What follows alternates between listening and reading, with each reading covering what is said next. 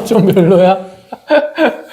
자, 행렬 오늘 정의랑 더하고 빼고 그 다음에 막상 해보면 진짜로 별거 아니니까 연산하는 것까지 같이 보는 걸로 하고, 원래 교육과정에 없던 부분인데 개정하면서 새로 들어온 부분입니다. 해서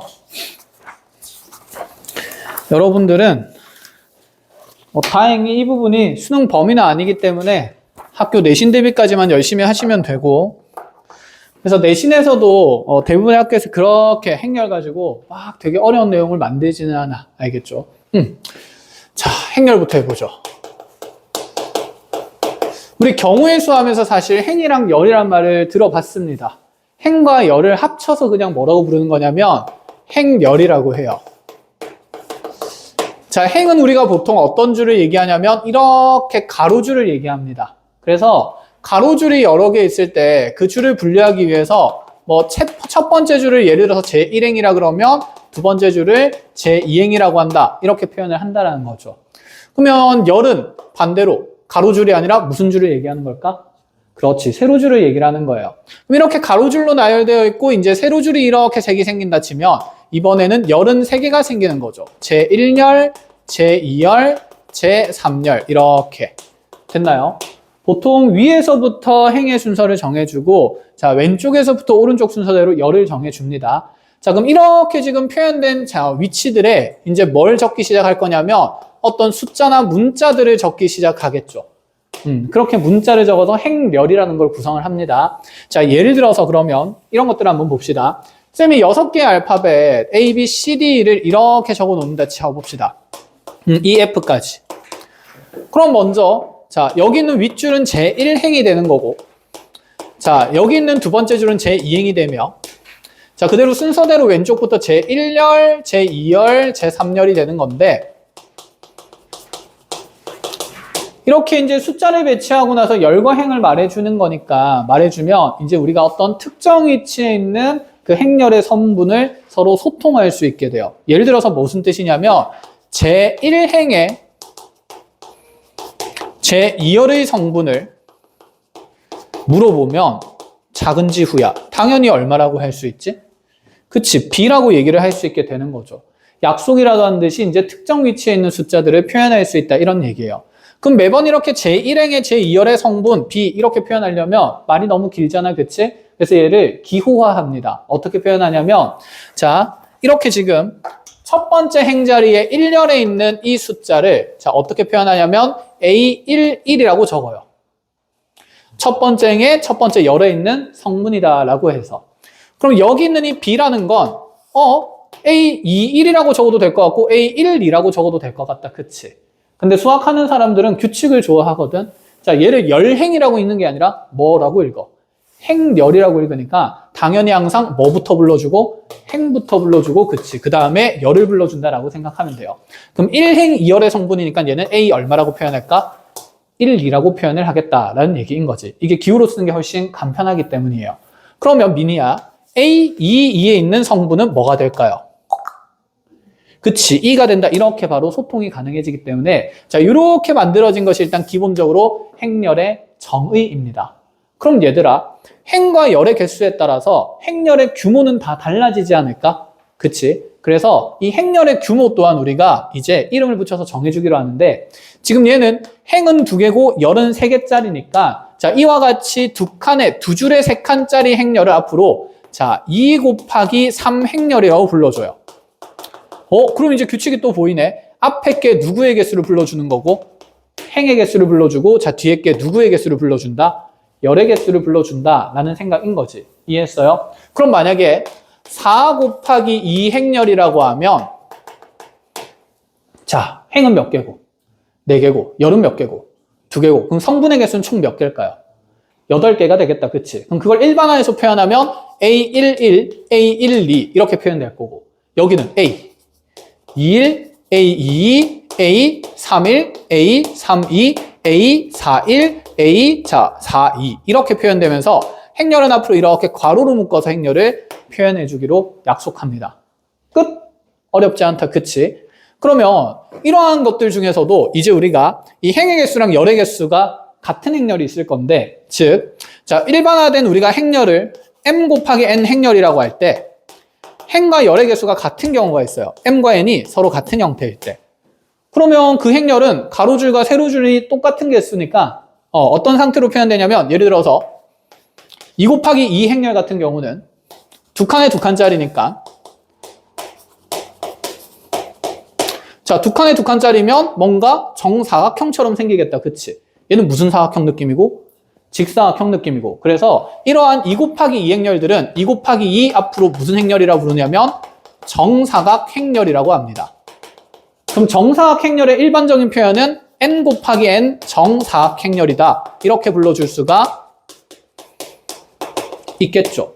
그치? 그래서 여기까지 이제 기본적인 용어에 대한 설명이고 이게 행열의 정의가 됩니다. 어렵지 않아? 그치? 자, 그럼 이제 우리가 이 행열의 성분들을 구하는 연습들을 좀 할 건데 자, 이렇게 봅시다. 자, 예를 들어서 우리가 어떤 A라는 행열의 성분 AIJ를 미안해. 이 표현을 정리를 안 했네.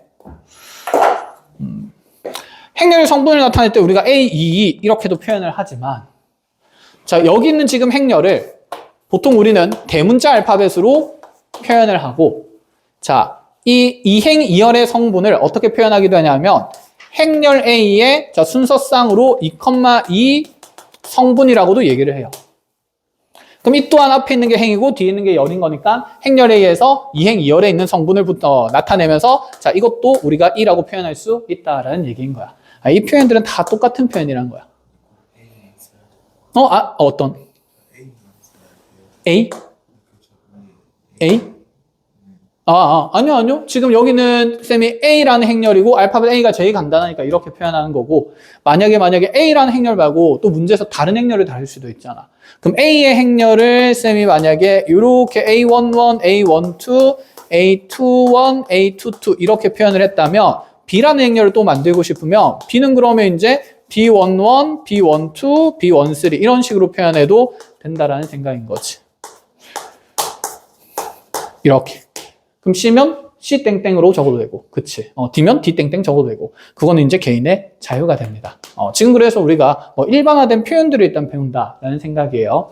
자, 그럼 이제 행렬의 정의를 배웠으니까 간단하게 행렬의 그 원소들을, 성분들을 정하는 방법들을 볼 건데, 예를 들어서 어떤 행렬 A의 자, I, J의 성분을 자, 어떻게 정의하기로 하냐면 3i 플러스 1로 정의를 하거나 그 다음에 i제곱 마이너스 1로 정의하거나 a의 ji로 정의를 할 건데 자, 위쪽에 있는 구도는 i가 j보다 클 때를 얘기를 하는 거고요.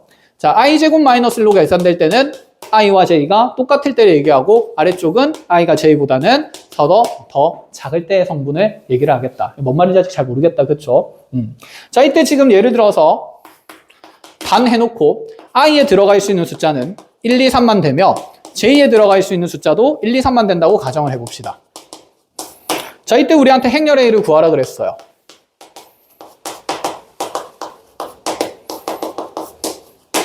자, 지금 행렬 A의 I, J의 성분을 우리가 정의하고 있는데 이 I가 분명히 행이고요. J가 분명히 열에 있는 성분이었다. 그쵸? 근데 행에 들어갈 수 있는 숫자가 몇 종류래요? 3종류. 1부터 3까지니까 내 행렬은 i에 3까지 들어갈 수 있으니 몇 행까지 나타나는? 3행까지 나타나며 열 또한 몇 열까지 나타나는? 3열까지 나타나는 그럼 A라는 행렬은 3 곱하기 3 무슨 사각 행렬이다? 그렇죠. 정사각 행렬이겠구나 이렇게 생각을 할 수 있는 거죠. 이해했나요? 자, 그럼 우리가 A를 구할 때 A는 어쨌든 간에 자 3x3니까 이렇게 총 9칸에 들어가는 숫자들을 모조리 구해야 되겠다라는 생각인 건데 자, 그런데 i가 j보다 만약에 크다라고 하면 i는 지금 열입니까? 행입니까? 행인 거죠. 행에 있는 수치가 열보다 큰 경우에는 3i에다가 1을 더한 숫자를 성분으로 표현하라 라는 얘기가 되는 거야. 자, 반면에 여기에서 행의 숫자보다 열의 숫자가 더 큰 상태라면 a의 ji를 표현을 해요. 응? 이게 무슨 말이야? 우리가 지금 행렬 성분을 나타낼 때 a의 ij가 정의된 건데 a의 ji를 표현하겠다는 것은 둘의 행과 열에 있는 숫자를 자리를 어떻게 해서 바꿔서 적으라라는 얘기가 됩니다. 자, 하나씩 적으면서 보여줄게요. 자, 그러면 i가 지금 1인 것부터 순서대로 쭉쭉 넣을 수 있을 건데 i가 1이면 i에 1 들어가면 열에 들어가는 숫자가 1, 2, 3 들어갈 때 이러한 대소관계 만족시키는 게 당연히 있다 없다? 없는 상태다. 그치? 그럼 사실 i랑 j가 어떤 게? 같은 걸 구하는 게 가장 쉽겠다. 그쵸? 그럼 i랑 j가 같은 게 1, 1 들어갈 때니까 여기서 정해지는 행렬의 성분들은 A11이랑 A22랑 A33가 된다는 얘기지 않을까? 그럼 A11은 얼마가 돼야 되냐면 자, 이 I 자리에 1이 들어가는 거니까 얼마? 0. A22는 그럼 I랑 J 자리에 2가 들어가는데 어쨌든 그 성분을 I에 1을 넣어서 계산하겠다는 거니까 4 빼기 1에서 얼마? 3. 그럼 A에 3, 3이면 여기 I에 3이 들어가면서 계산되는 거니까 여기는 얼마? 8. 그래서 자, A11은 요 자리일 거고 A22는 두 칸짜리니까 요 자리일 거고 A33은 여기에 있는 마지막 자리가 될 거니까 8이 들어간다까지는 채워줄 수 있겠다. 그치? 그럼 이제 그 다음에 자, 행이 열보다 큰 것들을 이제 정할 건데 i가 1일 때는 안 됐으니까 그럼 i가 2일 때를 생각해 봅시다. i가 2일 때 j에 얼마가 들어갈 수 있고 최대? 1까지 들어갈 수 있다. 그쵸? 2는 1보다는 큰 상태니까 그럼 이때 만들어지는 행렬의 성분은 a의 2, 1이 되겠네. 맞아요? 그럼 a의 2, 1은 우리가 지금 i에 얼마가 들어간 상황이냐면 1을 넣은 상황이니까 자, 1을 집어넣어서 6 더하기 1에서 a의 2, 1은 7이라는 성분로 표현된다라는 얘기예요. 그럼 얘가 2행 1열에 들어가는 숫자를 7이라고 정했다. 이런 얘기가 되는 거지. 알아보겠어요? 자, 그럼 이제 또다시 i에 3이 들어가고 j2에 1 들어갈 때 있고 i에 3 들어가고 j2에 2 들어갈 때가 있을 건데 i에 3 들어가고 j2에 1 들어갔을 때는 a 3일이 정해질 거고 3이가 들어가면 a에 3이가 정해지겠죠. 그럼 a에 3일이면 i 자리에 3이 들어간 거니까 자, 9 플러스 1에서 그 성분이 10이 될 거고 3, 2가 되더라도 i 자리에는 여전히 3이 들어갈 거니까 얘 또한 얼마로? 10으로 정의될 거라서 a의 3일은 자 3행에 1열에 있는 성분이니까 여기에 10 넣겠다는 얘기고 3행에 2열에 있는 숫자도 10을 넣어주겠다 이런 생각인 거야. 이해했니? 자, 그럼 밑에 거도 봅시다. 그럼 이제 요 자리들을 이제 우리가 채워줘야 되는데 요 자리들이 지금 비교해보면 자, 지금 가로줄이 행이고요. i가 되는 거고 자, 세로줄이 지금 j가 되는 거니까 이렇게 대각선 나누었을 때 이 대각선이 i랑 j가 어떤 위치들? 같은 위치들. 그럼 요 밑에가 지금 i가 j보다는 어떤 위치들? 큰 위치들. 반대로 이 위에 있는 것들이 누가 누구보다 큰 위치들? j가 i보다 큰 위치들의 성분이 되겠다. 그치? 자, 그럼 이 성분들은 어떻게 정해지냐면 자, 다음과 같은 규칙으로 정해진대요. 자, 지금 집어넣어보면 행에 i에 1을 넣게 되면 i에 1이 들어갔을 때는 j에 지금 이렇게 2도 들어갈 수 있고 3도 들어갈 수 있는 거잖아. 그치? 그럼 여기에서 나타나는 A의 1, 2라는 성분은 자, 반대로 J와 I의 자리를 바꿔서 A의 몇몇으로 표현하겠다? 2, 1로 표현하겠다라는 얘기인 거야. 즉 1행의 2열에 있는 이 성분을 2행의 1열에 있는 성분으로 바꾸는 거니까 뭔가 무슨 이동되는 느낌이지? 대칭 이동되는 느낌이지. 그럼 이 자리에 뭘 적겠다? 7을 적겠다. 이해했니? 그럼 A에 지금 I에 1 들어가고 J에 3 들어가면 얘가 A에 1, 3이 되는 건데 이 또한 IJ를 바꿔서 A에 3일로 표현하겠다는 거니까 자, 1행 3열에 있는 이 성분을 3행 1열에 있는 성분으로 표현하겠다는 거니까 이 또한 I는 J에 대해서 대칭 이동해서 이 자리에 10을 적어주겠다 이런 말이 되는 거죠. 그럼 이 자리에 뭐가 들어갈 수밖에 없을까? 10이 들어갈 수밖에 없겠다. 그치? A의 2, 3이랑 A의 3이는 서로 대칭성 있는 위치 관계가 되는 거니까 이렇게 행렬 하나를 정의하면서 완성할 수 있다 이런 말이 됩니다. 아시겠죠? 자, 그럼 쌤이 예시를 하나 더 줄 테니까 이번에는 직접 한번 행렬을 구성해 보도록 합시다. 요거는 10번 들어도 한 번 하는 게 훨씬 낫기 때문에 직접 행렬을 구성해 보면 크게 어렵지 않다라는 거 이해할 수 있을 겁니다. 자, 두 번째 예시로 이렇게 가보죠. A의 IJ라는 자, I행 J열에 있는 성분을 어떻게 정의하냐면 자, I에서 J로 가는 경로의 수라고 설정을 해줄 거고 경로의 가지수 A에서 I로 가는 A에서 I로 자, 직접 가는 경로의 수라고 얘기를 하고요. 자, 경로는 이렇게 표현해 줍니다. 1번 2번 위치 3번 위치 이렇게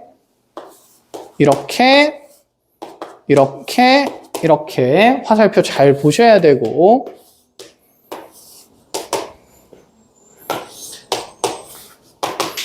이렇게. 자, 지금 i에서 j로 가는 직접 가는 경우의 수인데 숫자가 이렇게 1, 2, 3 또 3개 있으니까 i도 3개, j도 3개 들어갈 수 있겠네? 그럼 우리 행렬은 3 곱하기 3 행렬이다 라는 생각인 거죠. 이해했어요? 자, 이렇게 직접 가는 경로의 수를 정의할 때, 자, 행렬 A는 이렇게 A의 ij로 일반화해서 표현할 수 있는데 이 행렬의 모든 성분의 총합을 구하라 합니다. 시작해 볼까요? 이렇게.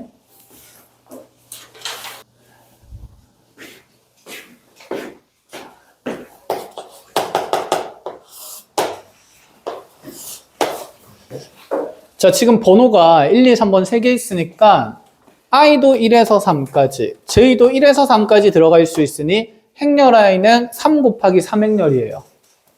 그럼 여기에 이제 우리가 A11을 적을 거잖아. 그치? 그럼 어디에서 어디로 가는? 1에서 1로 직접 가는 경로의 수를 세는데 1번에서 1번으로 가는 직접 가는 경로 수는 이렇게 돌아가는 자기 자신으로 가는 경로의 수 몇 가지밖에 없다? 한 가지밖에 없다. 그래서 그 경로의 수를 적어주겠다 이 말이에요. 1. 그럼 여기에 들어가는 건 A의 1, 2잖아요. 그럼 얘는 몇 번에서 몇 번으로 가는? 1에서 2로 가는 직접 가는 경로의 수. 1에서 2로 직접 가는 경로의 수는 몇 가지 있습니까? 2가지 있으니까 2 이렇게 적어주겠다는 거고. 그럼 이 자리에는 몇 번에서 몇 번으로? 1번에서 3번으로 직접 가는 경로 몇 개밖에 없죠? 1, 그치, 한 개밖에 없죠. 자, 2번에서 1번으로 가는 직접 가는 경로의 수. 한 가지. 2번에서 2번으로 직접 가는 경로의 수 0가지. 2번에서 3번으로 직접 가는 경로의 수 3가지. 3번에서 1번으로 가는 직접 가는 경로의 수 1가지. 3번에서 2번으로 직접 가는 거 0가지. 3번에서 3번으로 직접 가는 거 0가지. 끝. 자, 이 성분의 총합을 구하라는 거니까 여기 있는 숫자 그냥 다 더하라는 얘기죠. 그럼 5 더하기 자 4가 될 거니까 답은 얼마다? 9다. 그냥 이렇게. 끝. 자, 그럼 경로 가지고 우리가 조금 더 행렬을 만들어 봅시다. 자, 세 번째로 이렇게도 가보죠.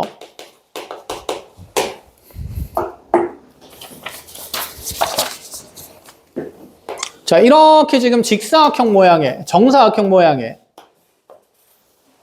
경로가 설정된 길들이 있는데, 자, 여기 아래쪽 점을 P1, 자, 위쪽 끝에 있는 점을 P2, 그리고 여기 가운데 경류되는 지점을 자, Q라고 잡아놓고 이제 어떻게 설명할 거냐면, 자, 행렬 A의 I, J의 성분은 자, PI에서 출발하여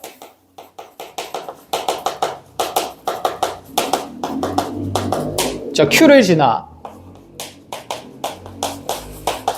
PJ로 가는 최단 경로의 수를 얘기를 한다. 자, 그때 행렬 A를 또다시 구해보라 합니다. 단, 지나간 길은 다시 지나지 않는다. 최단 경로 만들어야 되니까 갔던 길을 또 가면 최단 경로 안 만들어지겠다, 그쵸? 당연히 상식적인 얘기가 되는 거고. 자, 그럼 여기에서 A는 자, 먼저 몇 바이 몇 행렬이 될까요? 그쵸? 지금 I랑 J가 될 수 있는 숫자가 어차피 PI랑 PJ니까 1이랑 뭐밖에 없어서 2밖에 없어서 여기 들어가는 숫자 후보가 1, 2밖에 안 되니까 그치? 2x2 2 곱하기 2행렬이 되겠다, 그치? 그러면 이 자리에 이제 A11이 들어갈 건데 A11은 이렇게 설명해야 되지 않을까? 아, P1에서 출발해서 Q를 경유한 다음에 다시 또 누구로 돌아와야 됩니까? P1으로 들어오는 최단 경로의 수를 세는 건데 단 지나간 길은 지난다, 안 지난다? 안 지난다. 그럼 P1에서 Q로 갈 때 갈 수 있는 최단 경로는 이렇게 해서 몇 가지가 있을 거고 3가지가 있겠죠.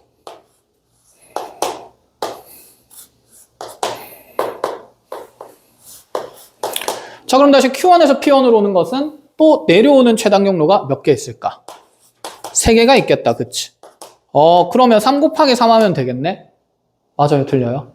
틀리겠죠, 왜? 지나간 길은 다시 지나지 못하는 거니까. 그래서 생각을 해야 됩니다. 첫 번째 내가 만약에 이렇게 가는 위로 가는 경로를 선택했다면 그럼 Q에서 P1으로 가는 것은 어떻게 갈 수밖에 없어요. 아래로 내려갔다가 바로 직진할 수밖에 없는 거다. 그치? 그래서 이렇게 갔을 때는 이렇게 내려갈 수밖에 없으니까 이렇게 한 가지. 이해했나요? 그럼 다시 중간에서 두 번째 경로로 이렇게 갔다면요. 그럼 Q에서 다시 P1으로 갈 때 지나간 길을 완진하는 방법은 있어요? 없어요? 없는 거죠. 그럼 여기선 세면 안 된다. 이런 생각인 거고. 그럼 다시 여기에서 밑에서 이렇게 올라갔다면 그럼 Q에서 다시 P1으로 돌아가는 방법도 몇 가지밖에 없을까요? 한 가지밖에 없겠죠. 이렇게 매칭되니까. 아, 그럼 경로의 수가 몇 가지밖에 안 된다? 두 가지밖에 안 된다. 여기 성분을 1을 넣겠다는 얘기입니다. 이해했죠, 이제? 나머지 칸 채워볼까요? 한 땀, 한 땀. 자, A12면 P1에서 Q를 지난 다음에 P2로 가야 됩니다. 근데 P1에서 Q로 간 다음에 P2로 갈 때 겹치는 길이 있을 리가 없겠다, 그쵸? 그럼 P1에서 Q로 가는 게 이렇게 세 가지 있으니까 Q에서 P2로 가는 경로수는 몇 가지밖에 없어서? 한 가지밖에 없어서 간단히 세 가지. 이렇게 기록이 될 거고. 그러면 A21이면 P2에서 Q로 간 다음에 P1으로 가면 됩니다. 여기도 겹치는 경로가 생길 리가 없죠. 반대로 가는 거니까 P2에서 Q로 간 다음에 그 다음에 다시 P1으로 가는 거 이렇게 하나 이렇게 하나 이렇게 하나 또 세 가지 있으니 얘도 3일 수밖에 없겠다. 그쵸? 자, 그럼 A22는 P2에서 출발해서 Q를 간 다음에 다시 P2로 와야 되는데 뭐지? P2에서 Q로 갔다가 다시 올라가려고 하는데 갈 길이 있어요? 없어요? 없죠. 그럼 얘는 몇 가지? 0가지. 그래서 성분이 0인 행렬이 만들어지겠다. 그치? 끝! 자, 이렇게 행렬의 정의를 통해서 우리는 행렬을 만들어낼 수 있습니다. 자, 그럼 이제 쌤이랑 행렬의 연산을 할 건데 행렬의 연산을 하기 전에 자, 우리가 같은 꼴의 행렬이랑 그 다음에 서로 같은 행렬을 구분 지어야 합니다. 무슨 얘기인지 한번 보자. 같은 꼴?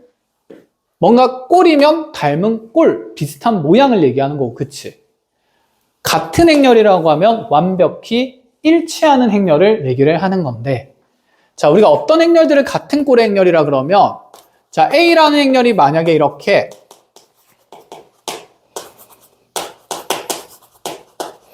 자, 2 곱하기 2 행렬이었다 쳐보고 B라는 행렬이 마찬가지로 이렇게 2 곱하기 2 행렬이라고 뒀다라고 쳐봅시다. 현재 이 두 행렬은 사이즈가 똑같죠. 그치? 하지만 각 성분이 같은지나 다른지는 알아요? 몰라요? 모르는 상태인 거다. 그죠? 이렇듯이 크기가 같은 행렬들을 뭐라고 하냐면 서로 같은 꼴의 행렬이라고 얘기를 합니다. 지금 예를 들어서 2 곱하기 3 행렬이랑 그러면 같은 꼴의 행렬이 되려면 여기는 m 곱하기 n 행렬에서 m은 얼마기만 하면 되고 2기만 하면 되고 n은 3이기만 하면 된다는 얘기야. 규모가 같은 행렬을 같은 꼴의 행렬이라고 해요. 이해했어요? 자, 그럼 같은 행렬은 뭐가 되냐면 자, 당연히 같은 행렬이 되려면 자, 이 각각 있는 두 행렬이 완전히 일치하는 행렬을 얘기하는 거라서 형태도 같고 성분도 같은 걸 얘기를 합니다. 그래서 자, 같은 행렬은 자, 정의하면 자, AIJ의 성분과 BIJ의 성분이 자, 모두 같음이 만족되는 행렬을 얘기를 하는 거예요. 이해했니? 그럼 적어도 같은 행렬이 되려면 무슨 꼴의 행렬은 보장이 되어야 할까요? 같은 꼴의 행렬은 보장이 되어야 합니다. 그래서 여러분들한테 이제 이 관계를 자, 좀 표현을 해주면 자, 같은 꼴의 행렬이 이렇게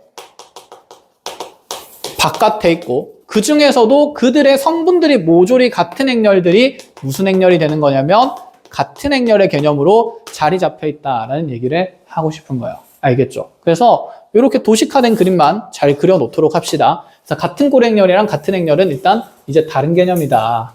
자, 성분과 크기가 모조리 같은 행렬이 같은 행렬이고 그 다음에 자, 행렬의 자, 규모, 사이즈가 같은 행렬을 같은 꼴의 행렬이라 한다. 자, 자, 그래서 같은 꼴의 행렬 중에서 성분이 모조리 같다면 그런 행렬들을 서로 같은 행렬이라 한다라는 얘기입니다.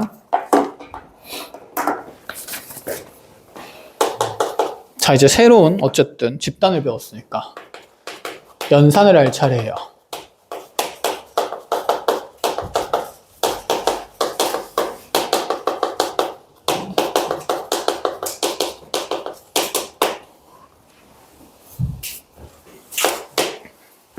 자, 어려운 거 하나도 없어요. 행렬 A, B 적어놨으니까 저대로 적어놓고 가봅시다.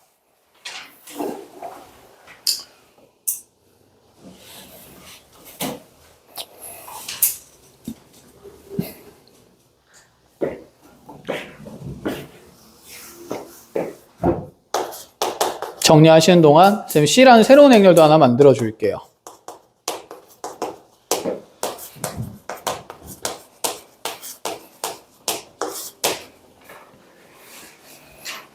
자, 왠지 느낌상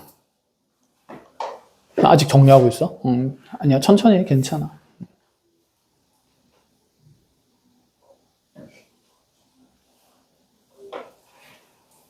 됐어요? 자, 왠지 느낌상 행렬을 덧셈할 것 같으면 A와 B는 뭔가 더 할 수 있을 것 같은데, 그쵸? A와 C는 더 할 수 있을 것 같아요? 없을 것 같아요? 없을 것 같죠? 그치? 말 그대로 눈에 보이는 그대로입니다. 자, 행렬 A, B를 더하겠다 그러면 각 행과 열에 있는 똑같은 성분들을 그냥 더하면 된다는 얘기예요. 자, 뺄셈 하고 싶으면 빼주면 된다는 얘기라서, 자, 그래서 A 플러스 마이너스 B 같은 이러한 행렬의 연산은 A11 뿔마 B11, A12 뿔마 B12, B21 플러스 A21 뿔마 B21, 그 다음에 A22 뿔마 B22. 자, 이렇게 표현하면서 행과 열의 같은 성분끼리 그냥 더하고 빼면 된다라는 생각이에요. 자, 그런데 A 플러스 C와 같이 이렇게 행과 열의 사이즈가 다른 형태들은 덧셈이나 뺄셈을 할 수 있다, 없다? 없다. 정의가 안 된다라는 생각입니다. 끝. 그래서 덧셈 뺄셈에는 이렇게만 하나 체크하면 되지 않을까? 아, 행렬끼리 더하고 뺄셈이 되려면 사이즈가 같아야 되니까 사이즈가 같은 행렬을 무슨 꼴의 행렬이라 한다 그랬다? 그렇지. 얘는 같은 꼴의 행렬에서만 만들 수 있습니다.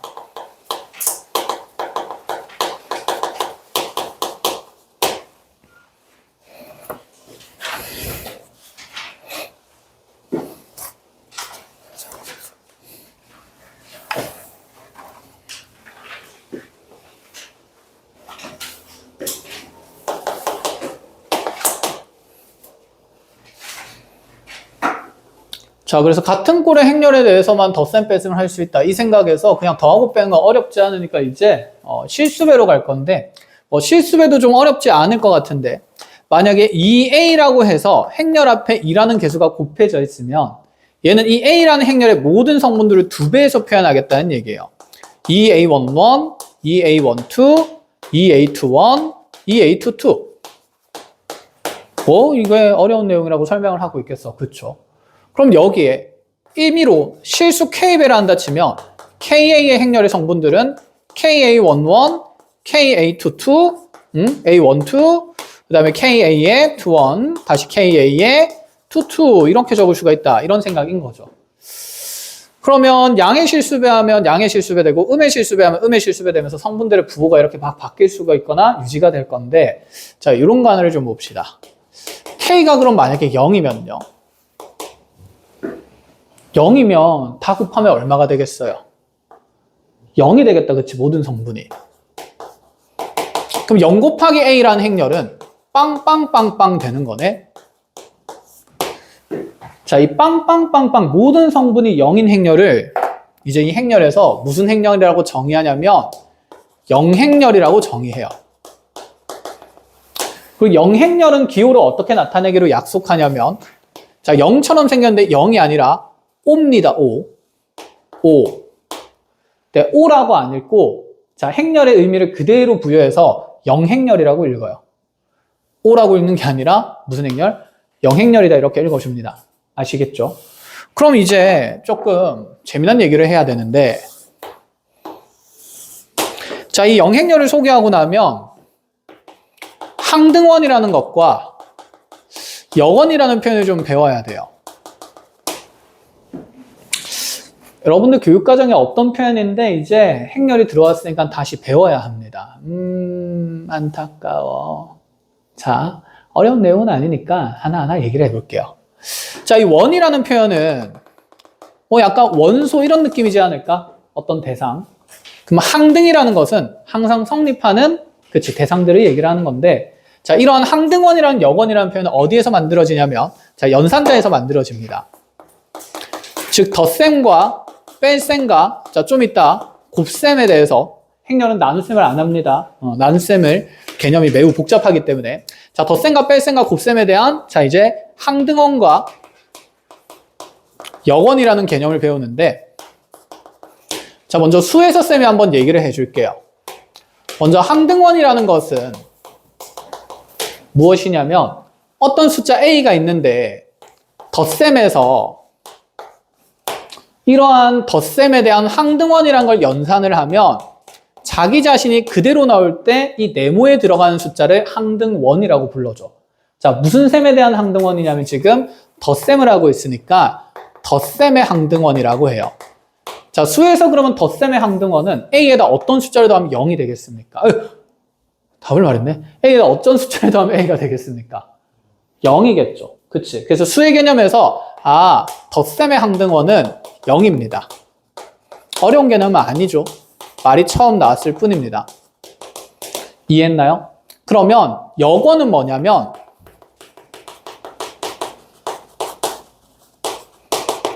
자, A라는 숫자에다가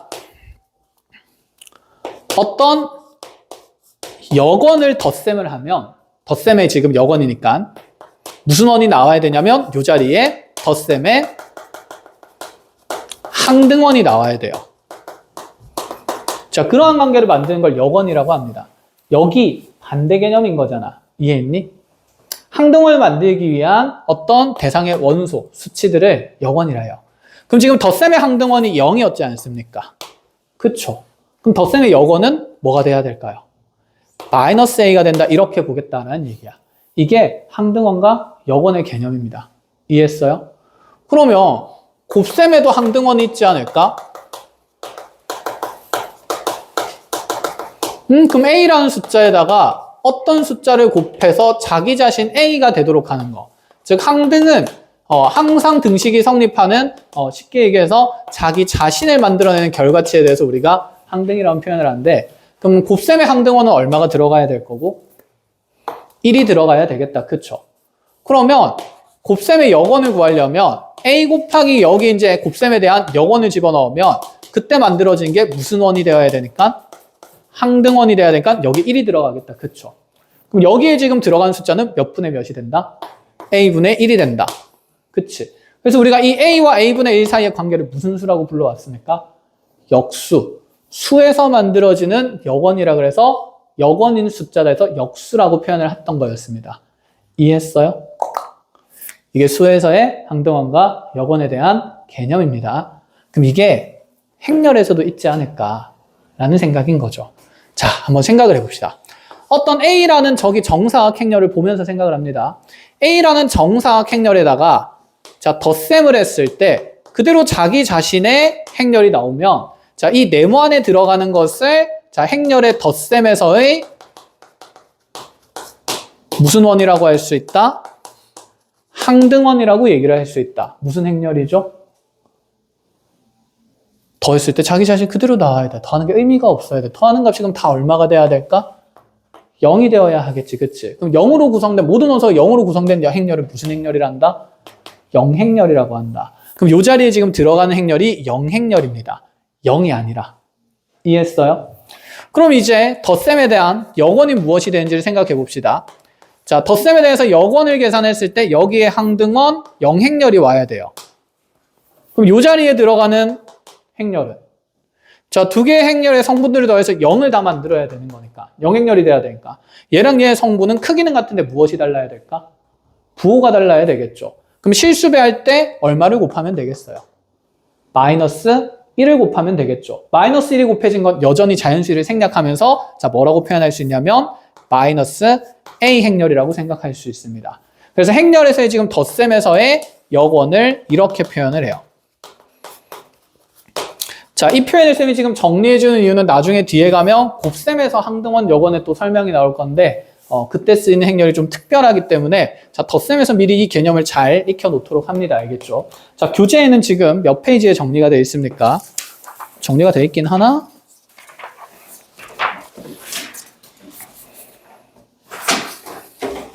자, 거기 보시면 1번 박스 안에 384쪽에 1번 박스 안에 제1 밑에 3번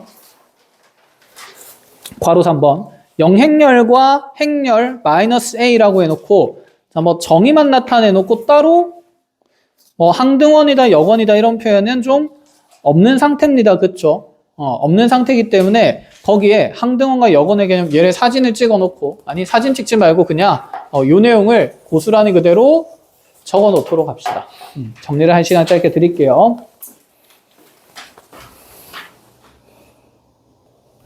자, 그쵸? 그래서 이렇게 실수배된 다음에 묶여있는 계산들을 가로 위치를 이렇게 다 바꿀 수 있다는 게 결합법칙이었기 때문에 얘도 그럼 일반화하면 이렇지 않을까? 만약에 K배의 LA 행렬을 계산하려고 하면 KL을 먼저 계산한 다음에 A배를 해도 상관이 있다 없다? 없다. 그리고 그냥 이 괄호를 다 풀어서 KLA의 행렬로 나타내도 된다는 게 그냥 결합법칙이라는 겁니다.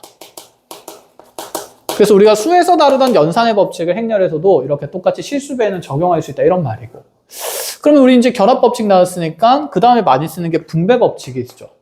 그럼 예를 들어서 실수배 K배가 되고 있는데 두 행렬 A와 B를 덧셈을 하고 있어요. 그럼 이 결과는 A랑 B 행렬을 덧셈을 한 다음에 한 번에 무슨 배 해도 되고 실수배 K배 해도 되고 아니면 이 K가 각각이 분배가 되면서 자 A 행렬의 K배하고 B 행렬의 K배에서 계산해도 상관은 없다라는 생각인 거죠. 이해했음? 자, 이런 것들을 그럼 무슨 법칙이라 하겠다? 분배 법칙이라고 얘기를 하겠다. 자, 그러면 우리 반대 개념도 좀 있어야 되는데 K의 A 더하기 만약에 L의 A의 행렬을 더하겠다라고 하면 이번에 얘는 A의 행렬이 뭔가 공통으로 곱해진 거니까 무슨 인수 느낌이 들고? 공통인수 느낌이 들고 그럼 얘는 뭐로 묶어낼 수 있을까요? A로 묶어내면서 K 플러스 뭐라고? L이라고 적어도 좋다. 이 또한 우리가 당연히 인수분해라는 표현은 안 쓰기 때문에 자 무슨 법칙이다? 분배 법칙인데 원래 분배 법칙의 역과정이 인수분해니까 그치 인수분해랑 비슷하게 자 전개하던 것들을 묶어준다는 생각을 할 수 있다 이런 얘기예요. 이건 읽어보면 충분히 가능한 얘기니까 그냥 따로 짚어가고 가지는 않겠습니다. 알겠죠? 읽고 이해하시면 되는 영역이고 그럼 이러한 곱셈들이랑 이제 덧셈들을 한번 계산을 좀 해보자라는 생각인데 자, 이것도 예제 풀면서 내용 정리를 해봅시다. 몇 분이죠? 8분?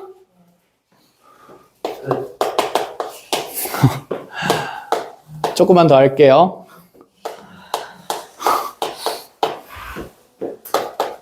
뭐 집에 가면 어차피 할 것도 없잖아. 할 거 숙제 만들어줄까?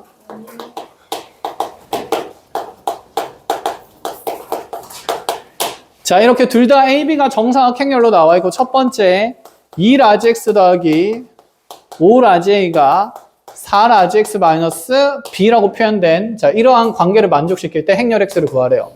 어렵지 않아 그냥 이거 하나만 하고 넘어갑시다. 바로. 이게 어렵겠니? 한쪽으로 몰아주려는 느낌이다. 그치? 동량 계산하면서 넘어가면 몇 X 행렬이? 2X가 넘어오면서 몇 A 더하기?